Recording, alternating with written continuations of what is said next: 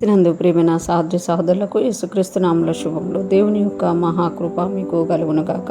ఈరోజు దేవుడు మనకిచ్చిన మాట యూదా పత్రిక 1వ అధ్యాయం 4వ వచనం.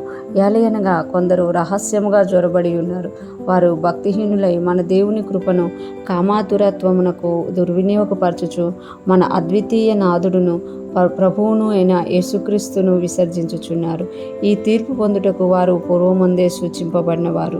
ఇక్కడ మనం చూసుకుంటే యూదా తన పత్రికలో రాస్తున్నారు కదా. ఈ యూదా యేసుక్రీస్తు గారి యొక్క సహోదరుడుగా మనము చూడగలం అనమాట.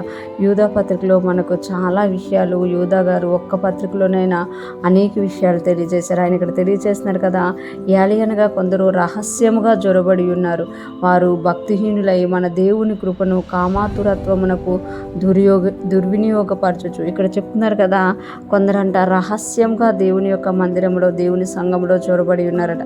అంటే గోధుమలు గురుగులు విత్తుల గురించి యేసుప్రభువు చెప్పిన మాట ప్రకారము గోధుమలు పరమ తండ్రి విత్తి ఉంటే గురుగులు సాతాను విత్తినట్టుగా అక్కడ యేసుప్రభువు తెలియజేస్తారు.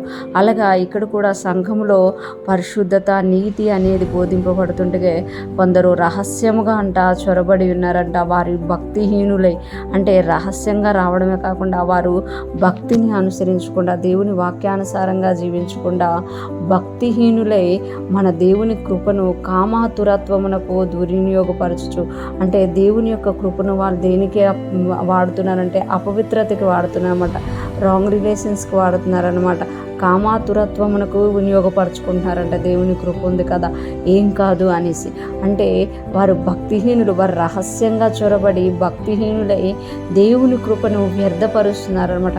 పరిశుద్ధత నీతి అనే దాని మీద సంఘము దేవుని మందిరం కట్టబడాల్సి ఉంటుండగా అదే మందిరములో కామాతురత్వానికి ప్రేరేపిస్తూ దేవుని కృపను చులకనగా వినియోగపరుచుకుంటున్నారు, వ్యర్థముగా వినియోగపరుచుకుంటున్నారు, దుర్వినియోగపరుస్తున్నారు అని ఇక్కడ యూదా గారు తెలియజేస్తున్నారు. మన అద్వితీయ నాథుడును ప్రభువునైన యేసుక్రీస్తుని విసర్జించుచున్నారు.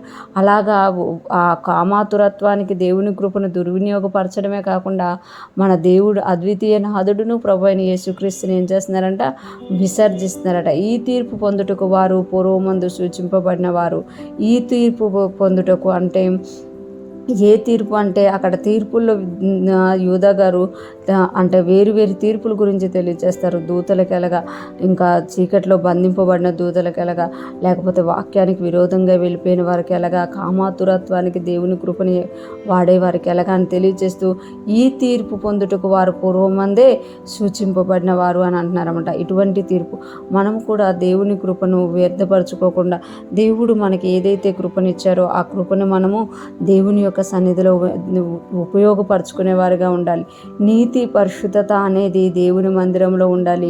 మనమే దేవుని ఆలయమై ఉన్నాం కనుక మనలో కూడా నీతి పరిశుద్ధత ఏలుబడి చేయాలి అని ఇక్కడ యూదా గారి ద్వారా దేవుడు మనకి తెలియచేస్తున్నారు. వీటికి విరోధమైనవి జరుగుతున్నప్పుడు, ఒకవేళ మందిరంలో ఇటువంటివి జరిగినా మన హృదయం అనే మందిరంలో చెడ్డ ఆలోచనలు, చెడ్డ తలంపులు, ఇతరుల విషయంలో వ్యర్థమైన ఆలోచనలు వస్తున్నా వాటన్నిటిని మనం గ్రహించి దేవుని కృప ద్వారా వాటిని జయించిన వారిగా, పరిశుద్ధపరచబడిన వారిగా మనం ఉండాలి అని ఈరోజు దేవుడు మనకి తెలియజేస్తున్నమాట.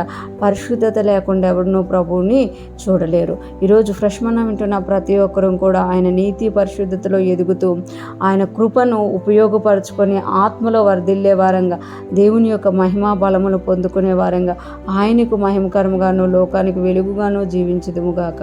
ఆమేన్.